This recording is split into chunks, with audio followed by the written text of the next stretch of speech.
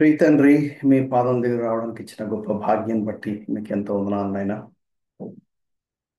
జీవముల దేవ, పరిశుద్ధమైన తండ్రి, మాతో మాట్లాడండి. మీ మాటల్లో జీవం ఉంది. మీరు మాట్లాడితే మేము బ్రతుకుతాం.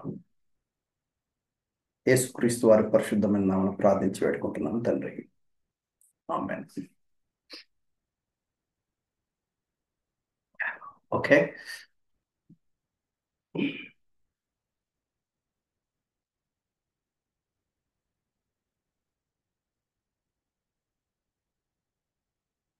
ఈ యూదా పత్రికలో 25 వచనాలు ఉన్నాయి. ఈ 50 ఈ 25 వర్సెస్ ని 5 పార్ట్స్ గా మనం డివైడ్ చేయొచ్చు. 5 పార్ట్స్ గా డివైడ్ చేయొచ్చు. ఐ థింక్ ఇప్పటికల్లా మీరు బైబిల్ స్టడీ అంటే ఏంటో మీరు బహుశా నేర్చుకొని ఉంటారు. ఎందుకు అంటే నేను బైబిల్ స్టడీ చేసిన ప్రతిసారి కూడా ముందు ఆ బుక్కి ఒక టైటిల్ ఇస్తాను. ఇప్పుడు ఈ బుక్కి ఇవ్వబడిన టైటిల్ ఏంటంటే అంశం. ఈ 25 వచనాలు లేక ఈ పుస్తకం అంతట్లో ఒకే ఒక స్టేట్మెంట్ చెప్పండి అంటే ఇలా చెప్పొచ్చు: అప్పగించబడిన బోధను కాపాడాలని హెచ్చరికలు. యూదా ఒక హెచ్చరిక చేస్తున్నాడు. ఏమని హెచ్చరిక చేస్తున్నాడు అంటే దేవుడు ఒక బోధను అప్పగించాడు, దాన్ని కాపాడాలి అని ఒక హెచ్చరిక, ఒక ఆజ్ఞ, దేవుని ఆజ్ఞగా మనకి ఇస్తున్నాడు. ఈ బుక్ అంతటికి ఒకే ఒక పేరు పెట్టాలంటే ఈ పేరు పెట్టచ్చు. రెండవది ఏంటంటే ఈ బుక్ని కనుక మనం సెక్షన్స్ లాగా డివైడ్ చేయాలంటే 5 సెక్షన్స్ లాగా డివైడ్ చేయొచ్చు. అలాగే ప్రతి బుక్ అంతే. మీకు 66 పుస్తకాలు, బైబిల్ గ్రంథంలో ఉన్న పుస్తకాలు కూడా ఒక స్ట్రక్చర్తో రాయబడ్డాయి. ఆది కాండం రాశారనుకోండి, దానికి ఒక స్ట్రక్చర్ ఉంటుంది. అలాగే ప్రసంగి ఉందనుకోండి, ఒక స్ట్రక్చర్ ఉంటుంది. అలాగే ఆ, ఆ, ఆ, యోబు గ్రంథం ఉందనుకోండి, ఒక స్ట్రక్చర్ ఉంటుంది. సామ్స్ ఉన్నాయి. అలాగే బైబిల్ గ్రంథం నుండి ఏ బుక్ రాసినా కూడా రచయిత ఆ, ఒక ప్రాముఖ్యమైన అంశం గురించి చెప్పాలనుకుంటాడు. అది ఏంటి అనేది మనం అర్థం చేసుకోవాలంటే దీన్ని ఒక 10 సార్లు, 20 సార్లు, 30 సార్లు, 40 సార్లు, ఈవెన్ 50 టైమ్స్ చదవంది వాక్యము చెప్పకూడదు అని అటువంటి బోధకులు కూడా ఉన్నారు. కొంతమంది బోధకులు unless until they read again and again, again and again, again and again, till they catch the essence of it. ఈ గ్రంథం, ఈ బుక్లోని ఎసెన్స్ పట్టుకోవాలి. అలాగే యోహన్ సువార్త గురించి మాట్లాడినప్పుడు ఒక ఎసెన్స్ ఏంటి? యేసు దేవుని కుమారుడు అని విశ్వసించిన వాడు నిత్య జీవాన్ని పొందుకుంటాడు. అది యోహాను సువార్తకు ఉన్నటువంటి ఎస్సెన్స్ అన్నమాట. దానిలోని భాగాలు, సెక్షన్స్.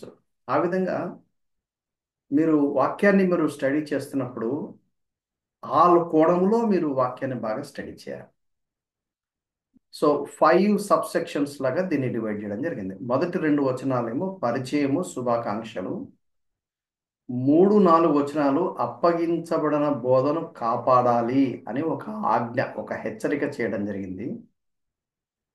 5వ వచనం నుండి 19వ వచనం వరకు అబద్ధ బోధకుల చరిత్ర, వారికి దేవుడు తీర్చినటువంటి తీర్పు, అవి ఎలా ఉన్నాయో చూపిస్తూ హెచ్చరికలు చేస్తున్నాడు. అది 5th వర్స్ నుండి 19th వర్స్ వరకు ఉన్నటువంటి సారాంశం. ఆ తర్వాత 20వ వచనం నుండి 23వ వచనం వరకు విశ్వాసములో స్థిరపడాలి అని హెచ్చరికలు చేశాడు. 24, 25 ఈ 2 వచనాలని బెనడిక్షన్ అని అంటారు. బెనడిక్షన్. సో అది ఈ యూదా పత్రిక యొక్క ఆ, విభజన విభజన. సో ఇది మీరు దయచేసి మీరు గుర్తుపెట్టుకోవాలని నేను కోరుతున్నాను. ఎందుకంటే ఆ, బైబిల్ స్టడీ అనేది ఆ, మనం చెయ్యాలి. వైట్ టైం ఒకటే సరిపోదు. పర్సనల్ బైబిల్ స్టడీ అంటారు. ఒక టార్గెట్ పెట్టుకోవాలి. 2024 కంప్లీట్ అయిపోతుంది. నేను ఒక ప్రశ్న వేస్తున్నాను. ఈ 12 మాసాల్లో మీరు 66 పుస్తకాల్లో ఎన్ని పుస్తకాలు వన్ సిట్టింగ్లో చదివారు? ఊరికే చదవటం వన్ సిట్టింగ్లో. ఏదైనా ఒక బుక్ని తీసుకొని దాన్ని వన్ సిట్టింగ్, కొన్నిసార్లు 50 అధ్యాయాలు ఉన్నాయి బ్రదర్ ఆది కాండం, ఒక్క సిట్టింగ్లో ఎక్కడ అవుతుంది అంటే ఓకే ఫైన్, 2 సిట్టింగ్స్ అన్న చేయండి. ఒక 25 అధ్యాయాలు ఒకసారి, 25 అధ్యాయాలు ఒకసారి. అబ్బా అది కూడా చాలా కష్టం అండి అంటారా? సరే ఓకే, పెట్టుకోండి, ప్లాన్ పెట్టుకోండి. ఈ ఈ ఈ వారం ఈ వారంలో రోజుకు 10 చాప్టర్ల చొప్పున ఈ 1 వీక్లో ఆదికాండం కంప్లీట్ చేయాలి. ఒక టార్గెట్ పెట్టుకోండి. ఒక బుక్ దగ్గర పెట్టుకోండి. చదువుతున్నప్పుడు ఓకే, ఎక్కడి నుంచి ఎక్కడి దాకా ఏం చెప్పడానికి ట్రై చేస్తున్నాడు నోట్ చేసుకోండి. ఆ విధంగా నిర్గమకాండ ఎన్ని పుస్తకాలు ఉన్నాయండి అసలు? ఇంత మటుకు చదవని పుస్తకం ఏదైనా ఉందా? ఊరికి ఇలా డైలీ ఒక్కొక్క అధ్యాయం అంటే 5 ఏళ్ళు 10 ఏళ్ళు పట్టినా కానీ ఒక్కసారి కూడా బైబిల్ కంప్లీట్ అవ్వదు. సో నెక్స్ట్ ఇయర్ 2025 ప్రభువు రాకడ ఆలస్యమై ఇంకా బ్రతికుంటే, ఒకవేళ ఇంకా ఇంకొకటి ముందుకేసి 2025 డిసెంబర్కి వచ్చామే అనుకోండి, 1 ఇయర్ తర్వాత, అప్పుడు ఇదే ప్రశ్న నేను వేస్తే కనీసం నెక్స్ట్ ఇయర్ అన్నా మీరు ఆ పని చేస్తారా? నెక్స్ట్ ఇయర్ అన్నా ఆ పని చేస్తారా? దేవుడు మనల్ని ప్రేమించి మన కోసం ఈ ఈ బైబిల్ గ్రంథము చాలామంది అర్థం కాదు ఈ బైబిల్ గ్రంథం. ఇది ఎంతోమంది మన చేతుల్లోకి రావడానికి ఎంతమంది తమ ప్రాణాలు వడ్డారండి. ఎంతమంది దే స్పిల్డ్ దేర్ బ్లడ్. ఎంతమంది ఎన్ని త్యాగాలు చేస్తే ఈ వాక్యం మన చేతిలోకి వచ్చింది. దీని విలువ మీకు అర్థమైంది అసలు? దేవుడు మాట్లాడుతున్నటువంటి గ్రంథం అంటే దానికి ఎంత విలువ ఇవ్వాలి మనం? అంటే ఓ దండం పెట్టి దానికి పూజ చేయమని చెప్పట్లే నేను.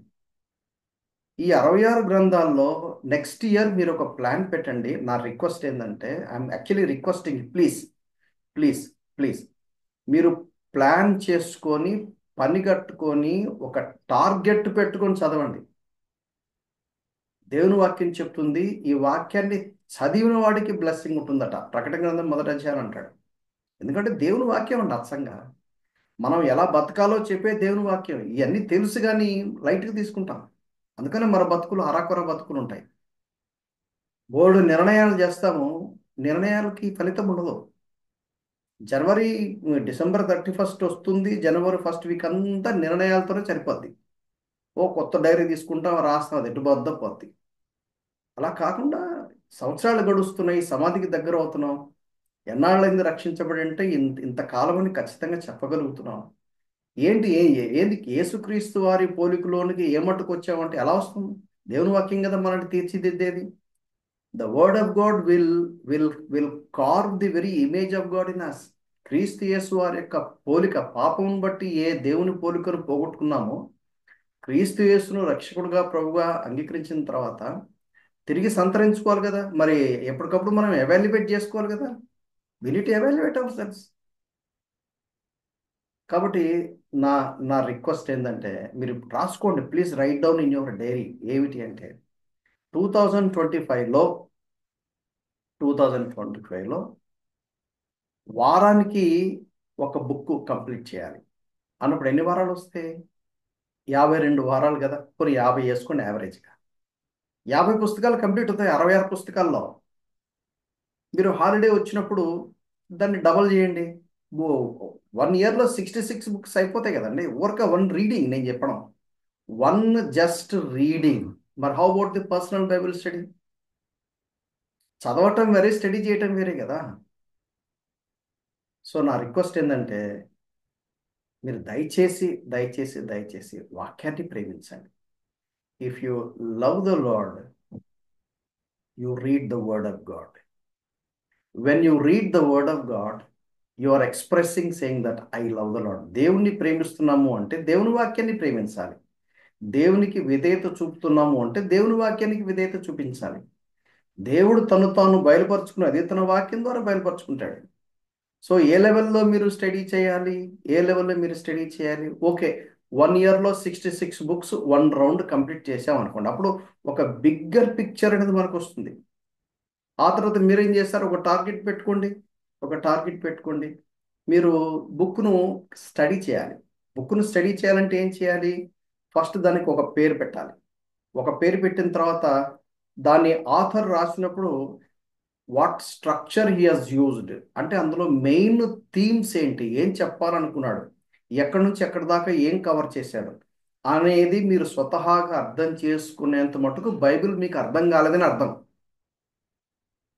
మీకు దేవుని వాక్యం మీకు అర్థమైందంటే రచయిత రాస్తున్నప్పుడు యోవేలు గ్రంథం ఎందుకు రాశాడు, ఆమోసు గ్రంథం ఎందుకు రాశాడు, మలాకి ఎందుకు రాశాడు, దాని నేపథ్యం ఏంటి, దాని సందర్భం ఏంటి, ఎట్లా అర్థం చేసుకోవాలి, song of Solomon toughest book ఎలా అర్థం చేసుకోవాలి, ఎందుకు రాశారు, అది ఎందుకు పెట్టారు బైబిల్లో, దీనివల్ల నాకు ఉపయోగం ఏంటి, అది చరిత్ర కదా.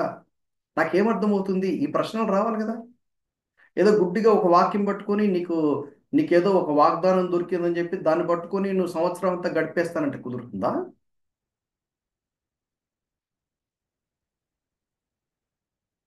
ప్లీజ్ వాక్యాన్ని ప్రేమించండి. లేకపోతే ఎవరో వండి పెడితే బాగా చెప్పాడు, బాగా చెప్పలేదు, ఈయనకంటే ఆయన బెటర్, ఆయనకంటే ఈయన బెటర్ అని మనం ఎవాల్యుయేట్ చేసుకుంటూ కూర్చుంటామా? మరి స్వతహాగా మనం తయారు చేసుకోవాలి కదా. అసలు నేనేమంటాను తెలుసా? మీరు ఐ డోంట్ నో ఎంతమంది మీరు అంగీకరిస్తారో నాకు తెలియదు. చాలామంది క్రైస్తవ నాయకులు కూడా నేను చెప్పేది అంగీకరించారు. బట్ స్టిల్ నేను చెప్తాను ముందు నాకు తెలియదు. అయితే మన ఇండియాను ప్రేమించి బ్రదర్ కెనడీ, జాన్ కెనడీ అని ఆయన ఈ ఇండియాకు దాదాపు ఒక 50 years ఆయన బ్యాచిలర్గా ఉంటూ అద్భుతమైన సేవ చేశాడు. భక్సింగ్ గారు సమకాలికుడు అనమాట. I had an honour and privilege to listen to him. ఆయన్ని వినటానికి అవకాశం దొరికింది. ఒకసారి ట్రాన్స్లేషన్ చేయడానికి కూడా అవకాశం దొరికింది నాకు. అద్భుతమైనటువంటి వాక్యం చెప్తాడు. ఆయన ఏమంటాడు తెలుసా?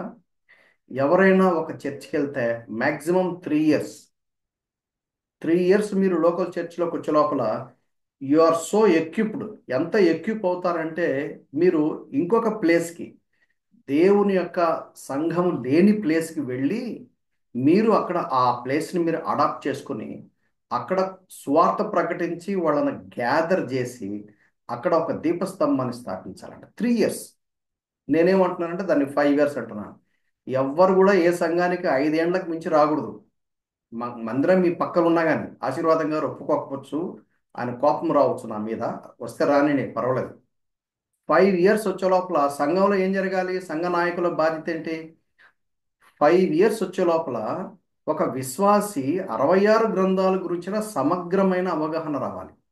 ఆల్ 66 booksకి సంబంధించినటువంటి ఒక కాంక్రీట్ అండర్స్టాండింగ్ వచ్చి అప్పుడు దేవుడు నాకు ఏదన్నా చెప్తే దానికి ఆన్సర్ బైబిల్లో నుంచి ఎక్కడుంది, ఎవరితో దేవుడు ఎలా మాట్లాడాడు, నాకు ఏది సరిపోతుందని రిలేట్ చేసుకునే లెవెల్లో వాక్యాన్ని పోషించాలా.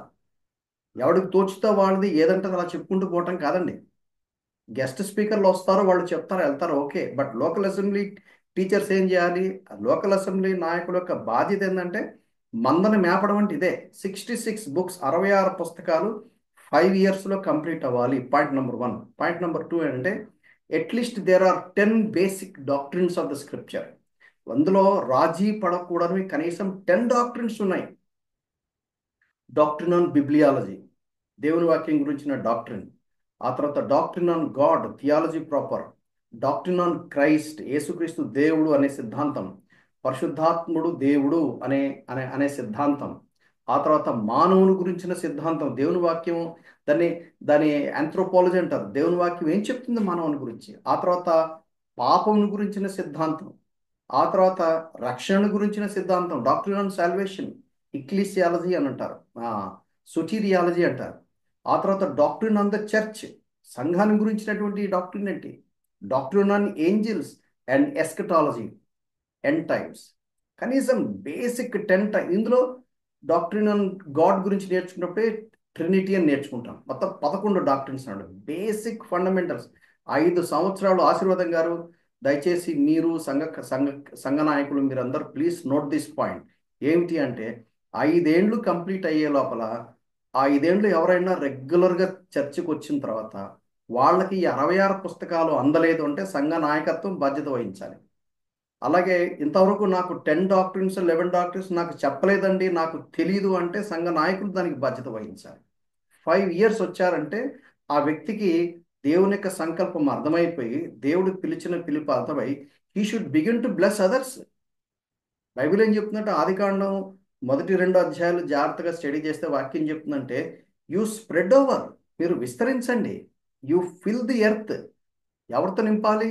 క్రీస్తును పోలినటువంటి ఆ దేవుని పోలిక కలిగినటువంటి వ్యక్తులతో ఎర్త్ నింపాలట.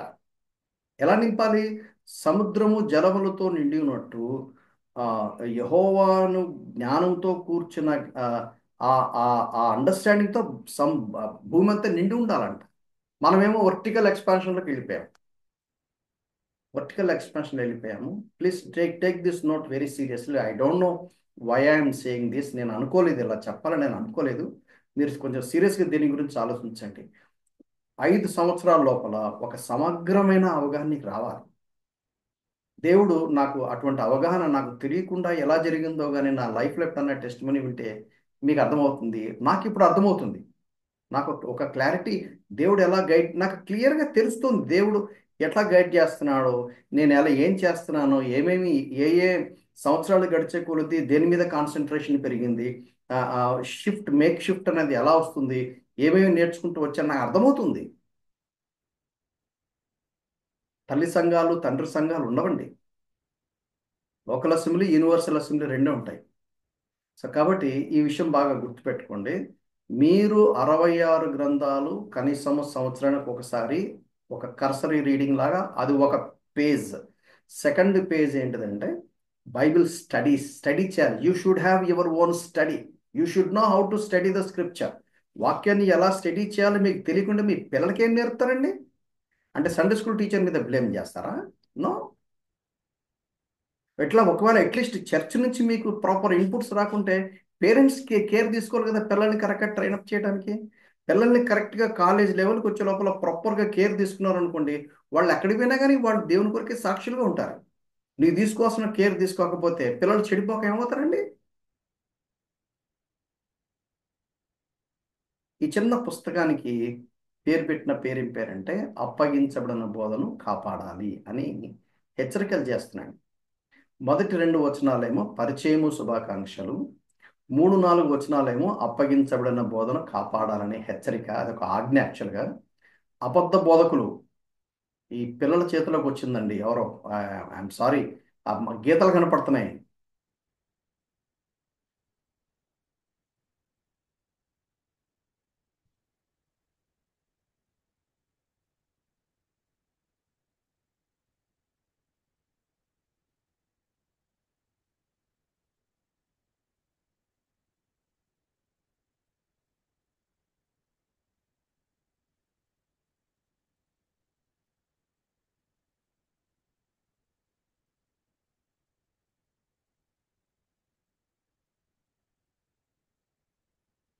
ఆన్ చేస్తారు, ఎటో వెళ్ళిపోతారు.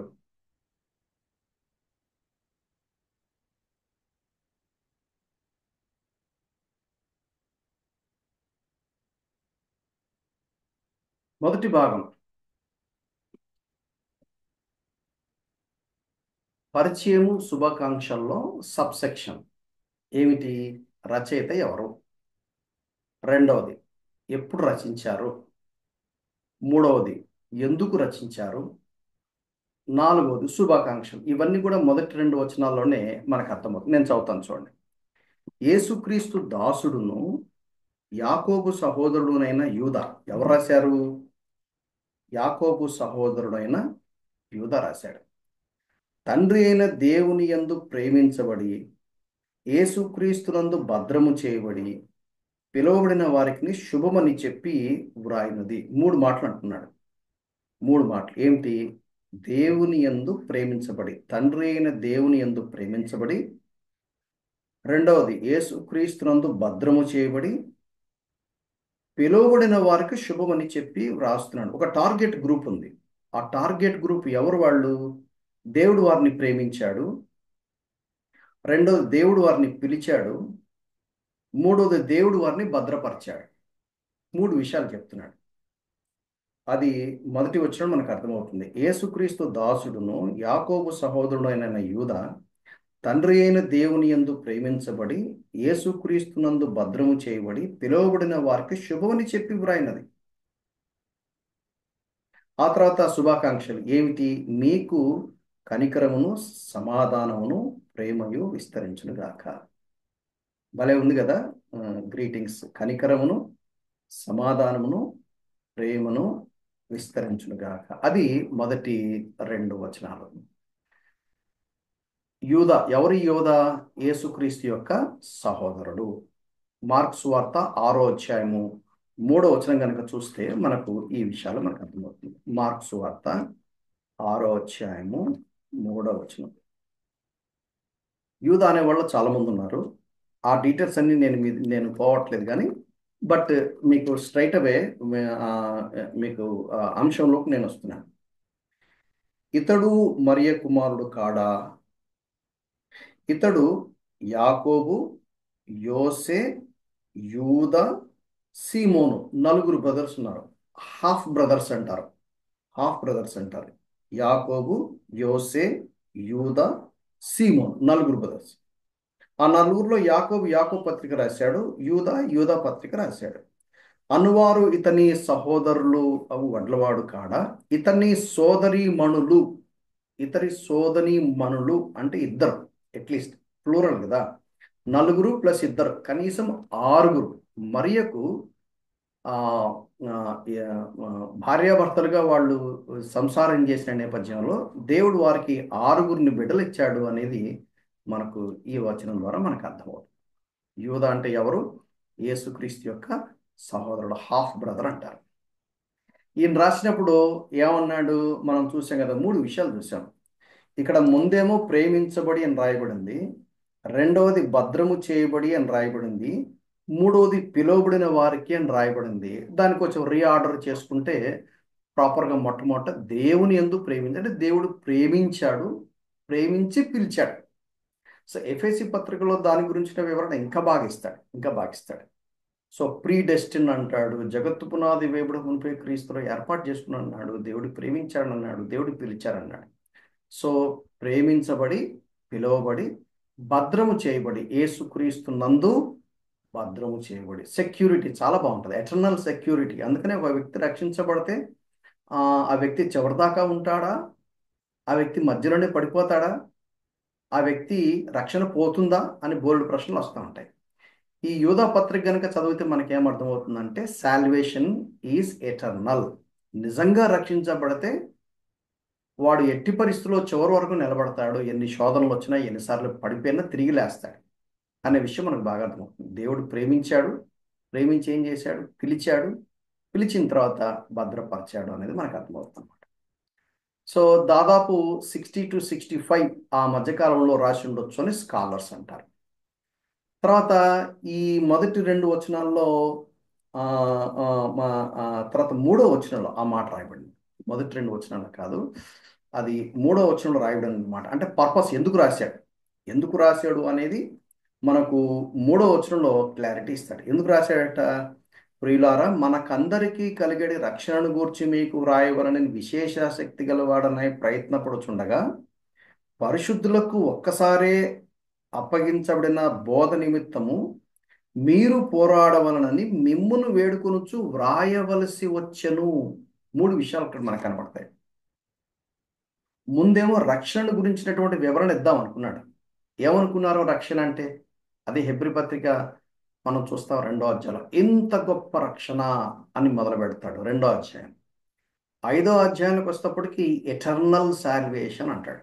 ఈ రక్షణ ఎంత గొప్పదంటే, ఈ రక్షణ వెనుక ఉన్నటువంటి నేపథ్యం, రక్షణ దాని గురించి ఎక్స్ప్లెయిన్ చేద్దాం అనుకున్నాడు.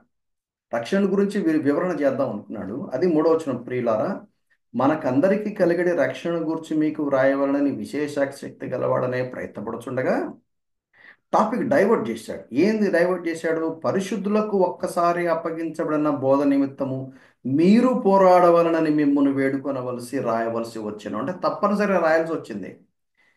పరిశుద్ధులకు ఒక్కసారి అప్పగించబడిన బోధ, ఇది పరిశుద్ధులకు అప్పగించబడింది. ఎవరు ఈ పరిశుద్ధులు?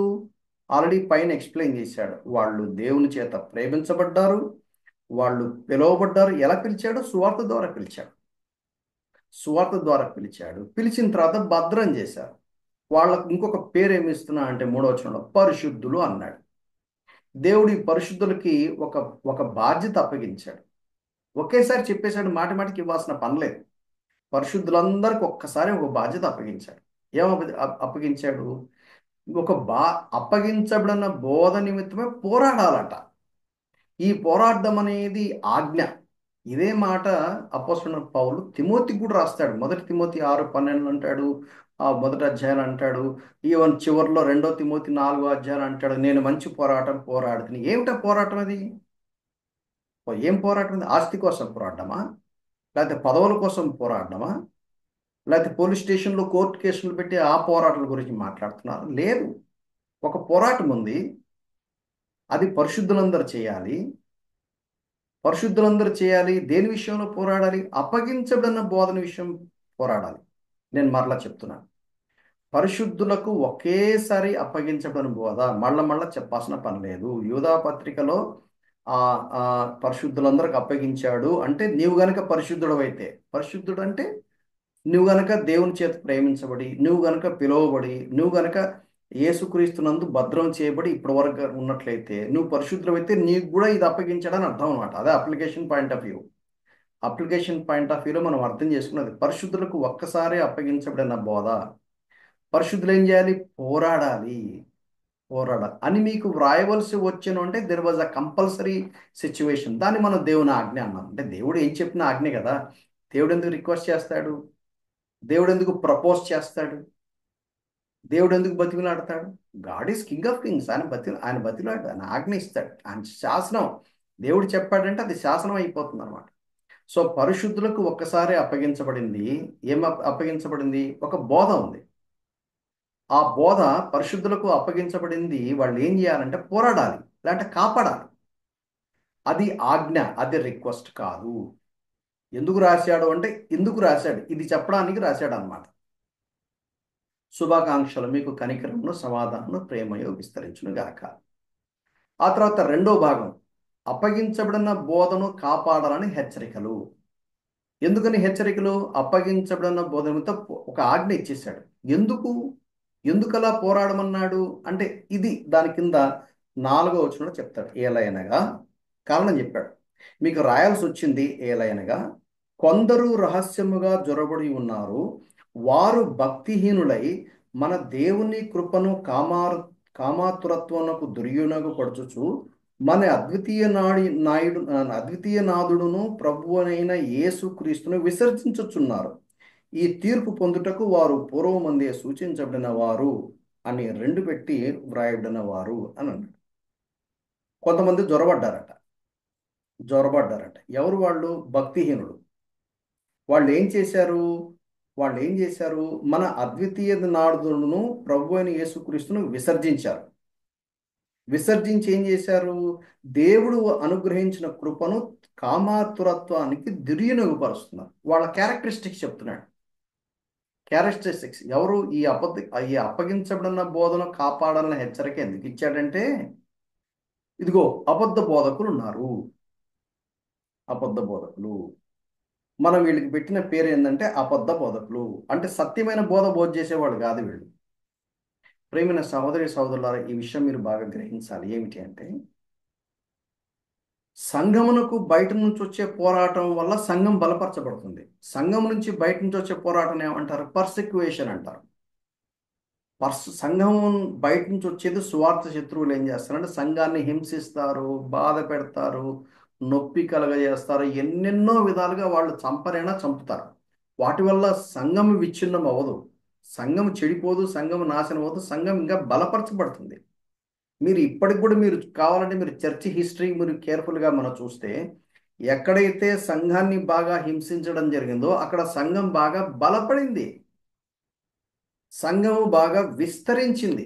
ఇప్పటికి కూడా చూడండి, కావాలంటే కమ్యూనిస్టు దేశాల్లో కానివ్వండి, ఈ టెర్రరిజం విపరీతంగా ఉండి అణిచివేతకు గురి అయినటువంటి సంఘాలు కానివ్వండి, వాళ్ళు విస్తృతంగా వాళ్ళు బలపడ్డారు, ఎదిగారు, వాళ్ళు బలమైన పాత్రగా దేవుని కోసం వాడబడ్డారు.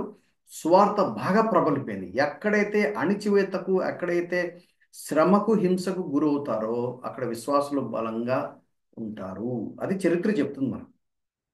అది సాతాను సంఘము బయట నుంచి చేసే పని. కానీ సాతాను సంఘము లోపల నుంచి చేసే పని ఏదంటే ఏంటిదంటే సత్యాన్ని వక్రీకరించడం, ట్రూత్ని డైల్యూట్ చేయటం, స్పిరిచువాలిటీని డైల్యూట్ చేయటం, దేవుని పరిశుద్ధతను డైల్యూట్ చేయటం, దేవుని పద్ధతిని డైల్యూట్ చేయటం, దేవుని యొక్క ట్రూత్ ఉన్నది ఉన్నట్టుగా కాకుండా దాంట్లో కలపటం, ఉన్నది తీసివేయటం. ఇది చాలా డేంజరస్. ఇందులో కొంతమంది పనిగట్టుకొని కావాలని చేసేవాళ్ళు కొద్దిమంది ఉంటే, తెలియక అజ్ఞానం చేత తగినంతగా వాళ్ళు సిద్ధపడకుండా వాళ్ళు దేవుని యొక్క ట్రూత్ని వక్రీకరించి దేవుని యొక్క సత్యాన్ని ఎట్లా పడితే అట్లా వాళ్ళు చెప్పేస్తారు. వాళ్ళు కూడా అబద్ధ బతుకులే. చూద్దాం ఇప్పుడు ఈ అధ్యాయాన్ని చదివితే ఈ ఈ ఈ యూదా ఎందుకు దీన్ని అంత సీరియస్గా తీసుకున్నాడు?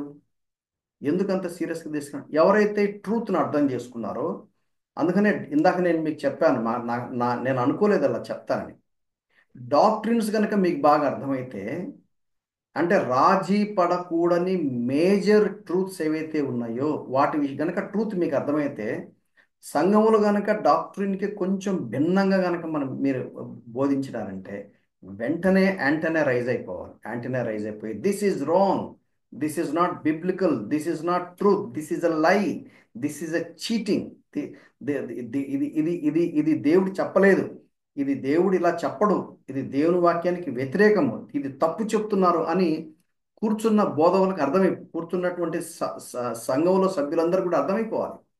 కానీ ఈనాడు జనాలు ఏం చేస్తున్నారంటే నోరు తెరుచుకుని ఏదొస్తుంది స్వాలో చేయటమే, ఏదొస్తుంది మింగేయటమే. కానీ అపోస్తలుడైన పౌలు బోధించినప్పుడు కూడా బెరయ సంఘస్థులు ఏం చేశారంటే ఆయన లేఖనాధారంగా చెప్తున్నాడా లేదా అని వాళ్ళు పరిశోధించారట. అందుకనే వాళ్ళు గనులో రాయబడింది, మనకు ఆ సంగతి తెలుసు. మనం చదువుతాం కానీ మనం ప్రాక్టీస్ చేయం. మనం యూదా ఏమంటున్నా అంటే అబద్ధ బోధకులు రహస్యంగా జ్వరబడ్డారు. వాళ్ళు ఎవరంటే భక్తిహీనుడు, అంటే వాళ్ళు రక్షించబడలేదు. వాళ్ళు ప్రభుని యేసుక్రీస్తుని విసర్జించారంటే రక్షించబడలేదని అర్థం కదా. అంటే వీళ్ళు డెలిబరేట్గా జ్వరబడ్డారు. వాళ్ళు ఎలా లీడర్షిప్లోకి వచ్చేసారు. వాళ్ళు ఏం చేశారంటే దేవుని యొక్క ట్రూత్ని వాళ్ళు వాళ్ళు డైల్యూట్ చేస్తూ దాన్ని అడల్టరేట్ చేసినందుకు ఈ యూదా ఏమంటున్నా అంటే you have to fight, don't మనకెందుకు బ్రదర్, దేవుడు చూసుకుంటాడు బ్రదర్, మనకే సంబంధం లేదు బ్రదర్,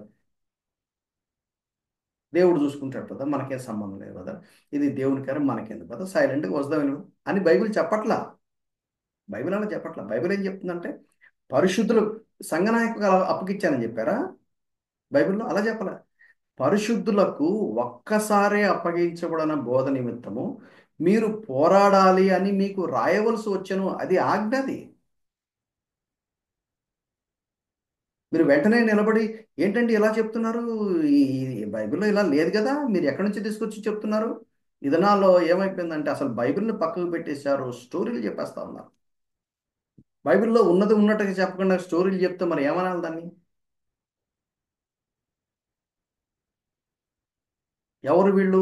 భక్తిహీనులు దేవుని కృపను కామార్తులకు దుర్వినియోగపరుస్తున్నారంట. అంటే వాళ్ళ లైఫ్ స్టైల్ బట్టి చెప్పేయచ్చు. వాళ్ళు వ్యభిచారంలో ఎక్కడో ఇరుక్కుని పోయి ఉంటారు. వాళ్ళు యేసుప్రభువును విసర్జించారు. యేసుప్రభు వారికి దేవుడు కాదు, ప్రభువు కాదు. వాళ్ళు భక్తిహీనులు, వారిలో నిజమైన భక్తి లేదు.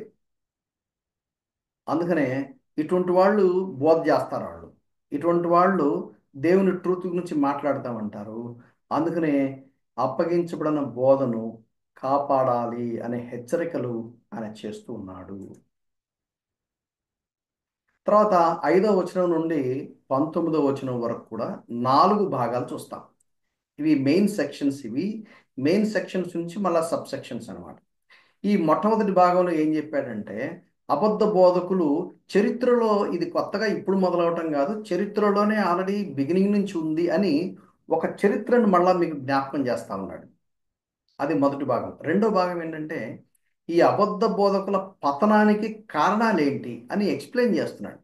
అంటే దేవుడు ఊరుకోలేదు, ఖచ్చితంగా జడ్జి చేశాడు. కారణాలు ఏంటి, ఎందుకని అబద్ధ బోధకులు అంటున్నాము అని ఎక్స్ప్లెయిన్ చేశాడు.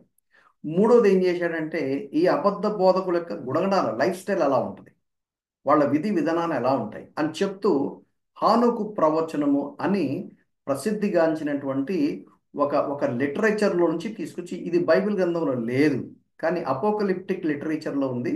ఇది క్యాథలిక్ వాళ్ళు ఫాలో అవుతారు, అలాగే జ్యూయిష్ బైబిల్లో కూడా యాడ్ చేశారు. బట్ మన ప్రొటెస్టెంట్ బైబిల్లో ఇది క్యాననైజేషన్లో యాక్సెప్ట్ చేయబడలేదు కాబట్టి దీన్ని యాక్సెప్ట్ చేయలేదు. మరి ఒకవేళ యాక్సెప్ట్ చేయబడిన దాంట్లో ఈయన ఎందుకు రాశాడు అంటే బహుశా ఆ టోటల్ లిటరేచర్లో ఏదో పర్టికులర్ ఫ్రాగ్మెంట్లో ట్రూత్ అయి ఉండొచ్చు, అందుకని దాన్ని ఈయన ప్రస్తావిస్తున్నాడు. 4 భాగాలు చూస్తాం. ఏది? 3rd సెక్షన్లో ఏమిటది? అబద్ధ బోధకుల యొక్క చరిత్ర, అబద్ధ బోధకుల పతనానికి కారణాలు, అబద్ధ బోధకుల యొక్క గుణగణాలు, హానోకు ప్రవచనం. అంటే స్టడీ చేసినప్పుడు ఏ సెక్షన్ నుంచి ఏ సెక్షన్ వరకు ఏ పేర్లు పెట్టొచ్చు అనే లెవెల్లో మనం స్టడీ, దీన్ని బైబిల్ స్టడీ అంటారు. ఏదో ఒక వచనం తీసుకొని బైబిల్ గ్రంథంలో ఎక్కడెక్కడ ఉందో మొత్తం ఒక కంకార్డెన్స్ని పెట్టుకొని సందర్భాలు లేకుండా అవన్నీ కనెక్ట్ చేస్తూ నేను అద్భుతమైన బోధ చేశానంటే పొరపాటు అది కాదు. ఇది యూదా పత్రికను చూస్తున్నప్పుడు యూదా పత్రికలో నుండే మనం ట్రూత్ తీసుకోవాలి. యూదా పత్రికకు సంబంధించిన ట్రూత్ని ఇంకొక చోట సపోర్ట్ చేస్తున్నప్పుడు దాన్ని వెళ్తాము. దాన్ని ఇప్పుడు ఇందాక మనం చూసాం కదా, మార్క్స్ వార్త 6వ అధ్యాయము, యూదా యేసుక్రీస్తు సహోదరుడు అన్నాము. ఎక్కడుంది మార్క్స్ వార్త? అక్కడ చూసాం, మళ్ళీ వెనక్కి వచ్చేసాం. మన మెయిన్ పోర్షన్ ఇదే. ఏ ఏ ఏదైతే చదువుతామో, ఏదైతే స్టడీ చేస్తామో దాంట్లోని సారాన్ని తీయాలి. అది రైట్ బైబిల్ స్టడీ అంటే. సో 4 భాగాలు ఉన్నాయి. ఒక్కొక్క దాని గురించి మెల్లిగా చూద్దాం. ఆ తర్వాత 5 నుండి 11 వరకు కనుక చదివితే 3 విషయాలు మనకు అర్థం. చదవదు, మీరు కూడా చూడండి, నేను చదువుతాను. ఈ సంగతులన్నీ మీరు ముందటనే ఎరిగి ఉన్నను, నేను మీకు జ్ఞాపకము చేయగోరున్నదేమనగా, ప్రభువు ఐగుప్తులో నుండి ప్రజలను రక్షించినను, వారిలో నమ్మకపోయిన వారిని తర్వాత నాశనము చేసెను. ఐగుప్తు నుంచి ఒక బ్యాచ్ బయలుదేరింది. ఎంతమంది?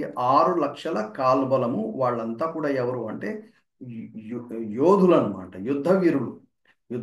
యుద్ధం చేసే వాళ్ళు మాత్రమే 6 లక్షల మంది పురుషులు. ఇక తర్వాత మొత్తం ఎంతమంది ఉన్నారో మీరు ఆలోచించాలి. సో వాళ్ళందరూ బయలుదేరారు. ఏమనంటాడు 5వ వచనంలో? నేను మీకు జ్ఞాపకము చేయగోరున్నది మీకు తెలుసు, బట్ స్టిల్ నేను మీకు జ్ఞాపకం చేస్తాను. ఏమిటి? ఐగుప్తులో నుండి ప్రజలను రక్షించి తీసుకొచ్చాడు, వారిలో నమ్మకపోయిన వారిని ఆయన నాశనం చేశాడు. ఎందుకు నమ్మలేదు? రెచ్చగొట్టే అబద్ధ బోధకులు ఉన్నారు. అందులో అబద్ధ బోధకులు ఏం చేశారంటే, ప్రతిసారి వాళ్ళు రెచ్చగొట్టడం వల్ల ఏమన్నారు, మేము మళ్ళా వెనక్కి వెళ్ళిపోతాము. ఈ మోషే ఎవరు? ఏంటి? దేవుడు మాకు నీళ్ళు ఇవ్వలేదు, దేవుడు మాకు ఆహారం ఇవ్వలేదు, ఏంటి అరణ్యంలో ఎందుకు తీసుకొచ్చారు అంటే, మేము మా పిల్లలు సమాధి చేయడానికి తెచ్చారా అని మోషే మీద తిరుగుబాటు చేయడానికి ఒక బ్యాచ్ ఉందన్నమాట. ఆ బ్యాచ్ మాట విన్నారు కానీ మోషే మాట వాళ్ళు వినలేదు. వినకుండా మేము వెనక్కి వెళ్ళిపోదాం ఉన్నారు. ఎందుకంటే వాళ్ళు అసలు దేవుని ఎందుకు వచ్చారు మరి? వచ్చినప్పుడు బిగినింగ్లో బాగానే ఉంది. దేవుడు అద్భుతమైనటువంటి 10 తెగుళ్ళ ద్వారా దేవుడు యెహోవా దేవుడే నిజమైన దేవుడు అని వాళ్ళకి అర్థమైంది. అందుకనే ఒక యూదులు మాత్రమే కాకుండా కొంతమంది ఐగుప్తీయులు కూడా బయలుదేరి వచ్చారు. మీరు కనుక లేఖనాన్ని కేర్ఫుల్గా చూస్తే మనకు అర్థమవుతుంది. వచ్చారు, నమ్మలేదట. ఎందుకు ఎందుకు నమ్మకుండా పోయారంటే దానికి కారణం వెనకాల ఈ అబద్ధ బోధకులుండి అంటే నిజమైన బోధకుడైన మోషేను వాళ్ళు నమ్మలేదు కానీ ఈ అబద్ధ బోధకులు వాళ్ళని నమ్మారు. అల్టిమేట్లీ వాళ్ళు దేవుని నమ్మలేదు. ఈ అబద్ధ బోధకుల క్యారెక్టర్ ఇందాక మనం చూసాం కదా, వాళ్ళు ప్రభుని యేసుక్రీస్తుని విసర్జించారు. అది వాళ్ళకి. మరి వాళ్ళు విసర్జించారు కాబట్టి వాళ్ళను ఫాలో అయ్యే వాళ్ళు అందరూ విసర్జిస్తారు కదా. అదే జరిగిందనమాట ఐగుప్తీయుల ప్రయాణం. అది మొట్టమొదటి 5వ వచనంలో ఆయన అంటాడు. 6వ వచనంలో ఏముంది? మరియు తమ ప్రధానత్వమును నిలుపుకొనక తమ నివాస స్థలమును విడిచిన దేవదూతలను మహాదినమున జరుగు తీర్పు వరకు కటిక చీకటిలో నిత్యపాశములతో ఆయన బంధించి వేశను. ఈ మాట మీకు పేతురులో కనపడుతుంది. ఈ మాట మీకు ఆదికాండము 6వ అధ్యాయంలో కూడా మీకు కనపడుతుంది. దీని గురించినటువంటి వ్యాఖ్యానాలు మా దేవుని వాక్యంలో అనేక అనేక విధాలుగా మనం చూడగలము. అయితే మీకు జస్ట్ ఒక్కసారి అట్లా మీకు చూపించి నేను ముందుకు వెళ్తాను. పేతురు గ్రంథము 2వ అధ్యాయంలో 4వ వచనంలో 2వ పేతురు రాసినటువంటి సందర్భము, యూదా పత్రిక రాసిన సందర్భం ఒకటే. 2వ పేతురు రాసినటువంటి ముఖ్య ఉద్దేశం ఏంటిదంటే, ఈ అబద్ధ బోధకుల గురించి ఆయన ఖండిస్తూ ఈ అబద్ధ బోధకుల విధి విధానాలు ఎలా ఉంటాయని చెప్పి అపోస్తలుడైన పేతురు ఎక్స్ప్లెయిన్ చేస్తాడు. అసలు పేతురు యూదా 2 దగ్గర పెట్టుకుని చదివితే చాలా పోలికలు ఉంటాయి. ఏమంటాడు చూడండి. 2వ పేతురు 2వ అధ్యాయం నేను చదువుతున్నా మొదటి నుంచి. మరియు అబద్ధ ప్రవక్తలు ప్రజలలో ఉండిరి, అటువలనే మీలోనూ అబద్ధ బోధకులుందురు. వీరు తమ్మును కొనిన ప్రభువును కూడా విసర్జించుచు తమకు తామే శీఘ్రముగా నాశనము కలుగజేసుకొనుచు నాశనకరమగు భిన్నాభిప్రాయములను రహస్యముగా బోధింతురు. మరియు అనేకులు వారి పోకిరి శ్రేష్ఠను అనుసరించి నడుతురు. వీరిని బట్టి సత్యమార్గము దూషించబడును. 3వ వచనం, వారు అధిక లోబులై కల్పనా వాక్యములను చెప్పుచు మీ వలన లాభము సంపాదించుకుందురు. వారికి పూర్వము నుండి విధింపబడిన తీర్పు ఆలస్యము చేయదు, వారి నాశనము కునికి నిద్రపోదు. దేవదూతలు పాపము చేసినప్పుడు దేవుడు వారిని విడిచిపెట్టక పాతాళ లోకమందలి కటిక చీకటి గల బిలములోనికి త్రోసి తీర్పుకు కావలిలో ఉంచబడుటకు వారిని అప్పగించెను. చూసారా? 5వ వచనం, మరియు ఆయన పూర్వకాలమందున్న లోకమును విడిచిపెట్టక భక్తిహీనుల సమూహం మీదికి జలప్రళయం రప్పించినప్పుడు నీతిని ప్రకటించిన నోవహును మరి 7గురిని కాపాడెను. మరియు ఆయన సొదొమ గుమొర్రాలను పట్టణములను భస్మము చేసి ముందుకు భక్తిహీనులకు వారిని దృష్టాంతములుగా ఉంచుటకై వారిని నాశనము విధించి దుర్మార్గుల కామ వికారయుక్తమైన నడవడిక చేత బహుబాధపడిన నీతిమంతుడగు లోతును తప్పించెను. ఇక్కడ మీకు చాలా విషయాలు మీకు అర్థమవుతుంది. తర్వాత మీరు 2వ అధ్యాయం అంతా మీరు చదవండి, మీకు యూదా పత్రికను చదివినట్టుగానే ఉంటుంది. అపోస్తలుడైన పేతురు కూడా నోవహు కాలాన్ని రెఫర్ చేశాడు, లోతు కాలాన్ని కూడా రెఫర్ చేశాడు. యూదా కూడా ఎగ్జాక్ట్లీ అలాగే నోవహు కాలాన్ని, సొదొమ గొమొర్రా కాలాన్ని రెఫర్ చేశాడు. నోవహు కాలంలో ఏం జరిగింది? కొంతమంది ఇలా చెప్తారు, దాంట్లో రకరకాల కారణాలు ఉన్నాయి, మనకు విస్తృతమైన వివరణ మనకు లేదు. ఏం చెప్తారంటే ఈవిల్ పొసెస్డ్ అంటారు, చూసారా? Evil possessed. ఈ ఈవిల్ పొసెస్డ్ వలన ఒక రేసే పాడైపోయింది అనమాట. అంచేత దేవుడు నోవహు కాలంని మొత్తం నాశనం చేయవలసి వచ్చింది. మరి దేవత స్పిరిట్స్ కదా, వాళ్ళని ఏం చేశాడంటే ఇదిగో పాతాళపు బిలంలో వాళ్ళని బంధించాడు. అంటే పడిపోయిన దేవదూతలు మీకు గనక డాక్ట్రిన్ అండ్ ఏంజిలియాలజీ కనుక చూస్తే దాదాపు 1/3 పడిపోయారని చెప్పి ప్రకటన గ్రంథం 12వ అధ్యాయంలో ఆ వివరణ మనకు బిగినింగ్లో మనం చూడగలము. అంటే దేవుడు సృష్టించినటువంటి సృష్టి యోబు గ్రంథంలో మనం చూస్తాము, కీర్తనలు మనం చూస్తాము, ఆ తర్వాత ఆదికాండంలో మనం చూస్తాము. దేవదూతలు దే ఆర్ క్రియేటెడ్ బీయింగ్స్, వాళ్ళు సృష్టించబడిన వాళ్ళు. దేవుడు వారికి కొంత స్వేచ్ఛ ఇచ్చాడు, దేవుడు వారికి కొంత గ్లోరీ ఇచ్చాడు, దేవుడు వారికి కొన్ని ప్రివిలేజెస్ ఇచ్చారు. అయితే గర్వం అనే కారణం చేత అది యెషయా గ్రంథంలో మనం చూస్తాము, అలాగే ఏజ్కేల్ గ్రంథంలో మనం చూస్తాము. యెషయా 14, ఏజ్కేల్ 28లో మనం చూస్తాము. క్యారెక్టరిస్టిక్స్ గురించి బాగా ఎక్స్ప్లెయిన్ చేస్తాడు. సో ఆ పడిపోయినప్పుడు 1/3 దేవదూతలు పడిపోవడం జరిగింది. ఆ 1/3 దేవదూతల్లో కూడా వాళ్ళని దయ్యాలన్నారు. అందులో కొంతమందిని వాళ్ళు భూమి మీద వాళ్ళ పనిని, అంటే వాళ్ళ అధిపతి ఎవరు? సాతాను, అపవాది. సో వాళ్ళది అన్హోలీ ట్రినిటీ అని ప్రకటన గ్రంథంలో మనం చూస్తాం. ఆ పడిపోయిన దేవదూతల్లో కొద్దిమంది ఏమో భూమి మీదనే ఉన్నారు, కొద్దిమంది ఏమో పాతాళ బిలములో బంధించబడి వాళ్ళు తీర్పు కోసం ఎదురు చూస్తున్నారు అనమాట. కొంతమందికి మాత్రం స్వేచ్ఛగా ఉన్నారు, అయినా సరే దేవుడు వారికి ఇవ్వబడిన ఆ లిమిట్స్ని వారు దాటి పని చేయలేరు. అది ఇక్కడ రాస్తున్నాడు. ఏమని రాస్తున్నా అంటే దేవుని దూతలను కూడా దేవుడు వదిలిపెట్టలేదు, తీర్పు వాళ్ళకు ఉంది, ఆల్రెడీ తీర్పు తీర్చబడింది అని. పడిపోయిన దేవదూతల గురించినటువంటి వివరణ నోవహు కాలంలో జరిగింది, సొదొమ గుమొర్రాలో కాలంలో కూడా అదే జరిగింది. 7వ వచనం, ఆ ప్రకారముగానే సొదొమ గుమొర్రాలను వాటి చుట్టూ పట్టున్న పట్టణములను వీరి వలె వ్యభిచారం చేయొచ్చు పరశరీరానుసారులైనందున.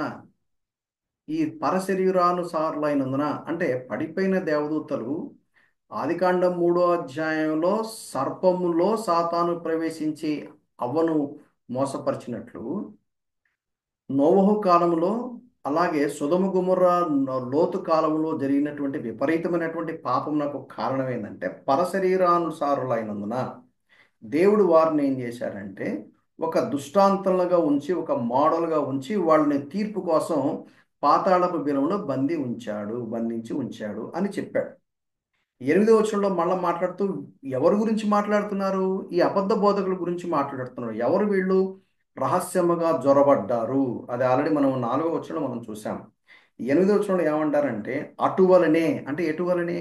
నోవహు కాలంలో జరిగిన దాని వలనే, సొదొమ గొమొర్రాలో కాలంలో జరిగిన దాని వలనే, అటువలనే వీరంటే ఎవరు? ఈ అబద్ధ బోధకులు కలలు కనుచు, శరీరమును అపవిత్రపరచుకొనుచు, ప్రభుత్వమును నిరాకరించుచు, మహాత్ములను దూషించుచున్నారు. ఇది వాళ్ళు చేసే చరిత్ర అన్నమాట. వాళ్ళ చరిత్ర గురించి మాట్లాడుతున్నాడు.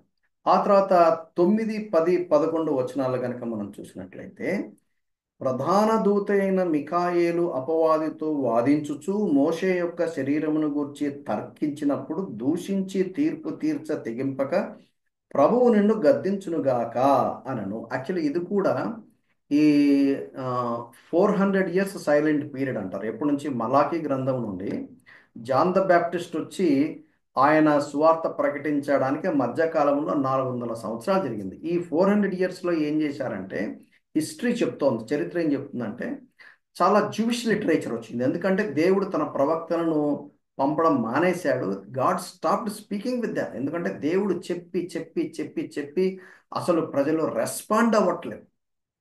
ప్రజలు రెస్పాండ్ అవుతే గాడ్ గేవ్ ఇట్ అప్. దేవుడు వారిని తమ పాటికి వదిలేశాడు. 400 సంవత్సరాలు silent period. Can you imagine that? దేవుడు సైలెంట్గా ఉన్నాడంటే ఎంత ఎంత ఎంత దారుణంగా ఉంటుంది. సో ఆ టైంలో యూదులు ఏం చేశారంటే రకరకాల పేర్లు ఉపయోగించి వాళ్ళు బోల్డంత లిటరేచర్ రాసి పెట్టారు. దాన్నే అపోకలిప్టిక్ లిటరేచర్ అన్నమాట. ఆ అపోకలిప్టిక్ లిటరేచర్ దేవుని వాక్యం కాదు, దేవుని ఆత్మ చేత ప్రేరేపించబడింది కాదు, అది దేవుడు రాసినటువంటి లేఖనాలు కాదు అని దాని దాని క్యాననైజేషన్ అంటారు. ఒక సిస్టమ్ ఆఫ్ అండర్స్టాండింగ్ ఉంటుంది. ఇది దేవుని వాక్యం అవునా కాదా అంటానికి కొన్ని కొన్ని ప్రమాణాలు ఉంటాయన్నమాట. ఆ ప్రమాణాలు చూసి దాన్ని తోసివేశారన్నమాట. అందులో ఇప్పుడు ఏదైనా కానివ్వండి, మీరు గుర్తుపెట్టుకోండి, కొద్దిగా గొప్ప ట్రూత్ లేకుండా ఎవడు యాక్సెప్ట్ చేయడు.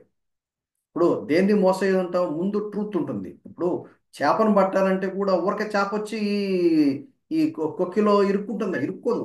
ఆ గాలము పైన ఏముంటుంది? ఎర ఉంటుంది. ఆ ఎరని తినటానికి వచ్చి కుక్కిలో ఇరుక్కుంటుంది, కానీ చేపలు కూడా పడవు కదా. అలాగే శత్రువు కానీ అపవాది కానీ ఏం చేస్తారంటే ముందు కొంత నిజం ఉంటుంది, కొంత సత్యం ఉంటుంది. ఆ సత్యాన్ని చదువుతూ చదువుతూ ఉండగా మెల్లగా పాయిజన్ అంటే ఫాల్స్హుడ్ని వాళ్ళు యాడ్ చేసి దాన్ని మొత్తం పొల్యూట్ చేసేస్తారు. అందులోని ఒక భాగము అని అంటారు. ఇది యాక్చువల్గా ఎప్పుడు జరిగింది? మోషేను దేవుడు ఏమన్నాడంటే, ఆ, నువ్వు నువ్వు నువ్వు నీ నీ పని అయిపోయింది, నువ్వు తిరుగుబాటు చేసావు, నువ్వు తీసుకెళ్ళవు, నీ బదులు యెహోషువ తీసుకెళ్తాడు, నీ పరిచర్య ఆయనకు అప్పగించు అని చెప్పి దేవుడు మోషేని కొండ మీద, మీకు తెలుసు కదా ఆ మాట, డిట్రానమీలో మనం ఆ వివరణ అంతా మనం చూడగలం. డిట్రానమీ లాస్ట్ చాప్టర్లో ఆ వివరణ మనం చూడగలం. నేను చదువుతాను, చూడండి. ద్వితీయోపదేశకాండము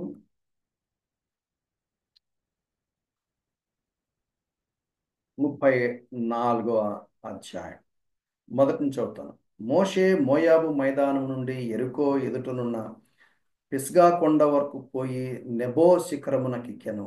అప్పుడు యెహోవా దాను వరకు, గిలాదు దేశమంతయు, నఫ్తాలి దేశమంతయు, ఎఫ్రాయిము మనశ్శేల దేశమును, పశ్చిమ సముద్రం వరకు యూదా దేశమంతయు, దక్షిణ దేశమును, సోయరు వరకు ఈత చెట్లు గల యెరికో లోయ చుట్టూ మైదానమును అతనికి చూపించాను. అంటే దేవుడు అతన్ని తీసుకోక మునుపు దేవుడు వారికి వాగ్దానం చేసినటువంటి, అంటే ఏదైతే యెహోషువ యుద్ధం చేసి అక్కడ ఉన్న వాళ్ళందరినీ ఎల్లకొట్టేసి ఆక్రమించుకొని 12 గోత్రాలకు, అంటే ఆల్రెడీ 2.5 గోత్రాలు యోర్దాను యువతల మోషే వాళ్ళకి ఇచ్చేశాడు. అయితే వాళ్ళు ఆర్మీగా వీళ్ళను ఫాలో అయ్యారు. సో 9.5 గోత్రానికి నది ఇటువైపున వాళ్ళకి కొలిచి ఇచ్చినటువంటి దేశాన్ని ముందు అక్కడ దూరం నుంచి చూపించాడు.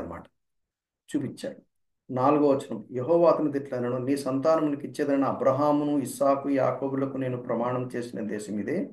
కనులారా నిన్ను దాన్ని చూడనిచ్చితిని, కానీ నీవు నది దాటి అక్కడికి వెళ్ళకూడదు. యెహోవా సేవకుడైన మోషే యెహోవా మాట చొప్పున మోయాబు దేశంలో మృతి పొందెను. ఆ తర్వాత అతని సమాధి ఎక్కడుందో నేటి వరకు ఎవరికి తెలియదు అని ఇంత మటుకే రాశారు. అయితే కొంతమంది జూయిష్ లిటరేచర్ మరి ఎందుకు ఇప్పుడు 1st సెంచరీలో బయటకు వచ్చిందో మనకు తెలియదు, కానీ దాన్ని తీసి రెఫర్ చేస్తున్నాడు. అంటే ఎందుకని స్కాలర్స్ ఈ మాట గురించి ఏమంటారంటే, ఇశ్రాయేలీయులు విగ్రహారాధనకి ఫేమస్. ఒకవేళ కనుక మోషే శరీరం కనుక దొరికితే వాళ్ళు ఏం చేస్తారంటే పెద్ద గుడి కట్టేసి ఆయన కూడా దేవుడిగా ఆయన్ని భావిస్తారు. అందుకని దేవుడు కావాలని ఆయన దేహము దొరకకుండా చేశాడు అని ఒక ఒక నానుడు థియలాజికల్ సర్కిల్స్లో ఉందన్నమాట. సో అక్కడ ఎట్లా హ్యాండిల్ చేయాలి అనేది మిఖాయేలు దూత ద్వారా కూడా మనకు ఒక సందేశం ఇచ్చినట్టుగా మనము ఆచితూచి మాట్లాడడాన్ని నేర్చుకోవాలి అనే విషయం మనకు అర్థమవుతుంది. అని చెప్పి ఈ అబద్ధ బోధకుల పరిస్థితి ఎలా ఉంటుంది చూడండి. ఈ 10వ వచనం, వీరైతే అంటే మికాయేలు దేవదూత కూడా ఎంత కేర్ఫుల్గా మాట్లాడాలో ఒక విపరీతమైనటువంటి వ్యతిరేకతలు కూడా కేర్ఫుల్గా మాట్లాడాడు. కానీ వీళ్ళైతే ఏం చేస్తారంట, తాము గ్రహింపని విషయములను గూర్చి దూషించువారై.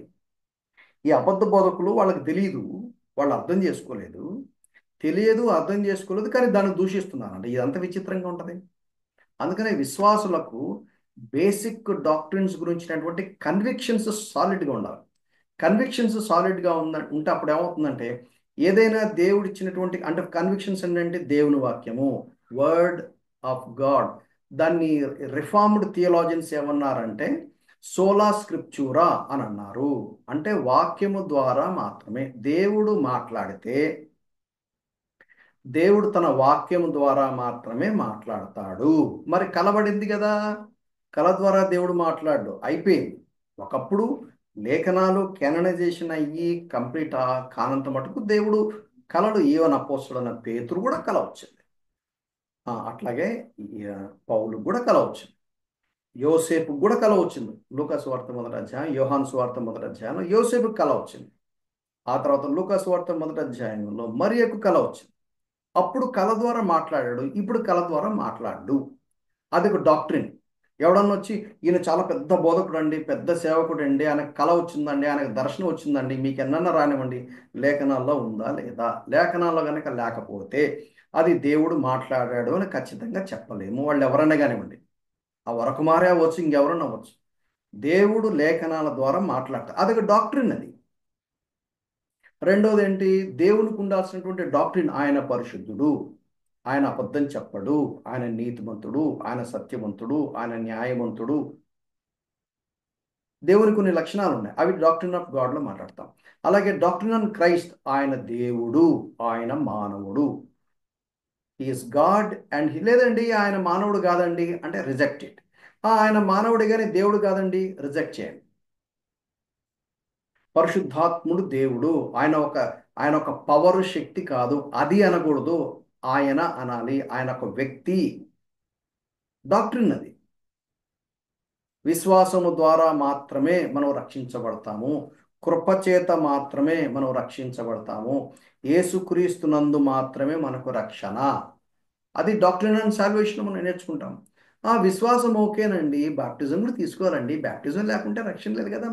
మార్క్స్ వార్త 16వ అధ్యాయం ఉంది కదా, ఆ, నమ్మి బాప్తిసం పొందినవాడు రక్షించబడతాడు. కాబట్టి నమ్మేవో బాగుంది, నువ్వు బాప్తిసం లేకుండా నీకు రక్షణ లేదు అని చెప్పేవాళ్ళు చాలామంది ఉన్నారు. మరి అట్లంటే మరి సెలవు మీద దొంగ నేడు నువ్వు నాతో కూడా పరదేశంలో ఉంటావని చెప్పాడు కదా, మరి ఏంటి దాని అర్థం ఏంటి?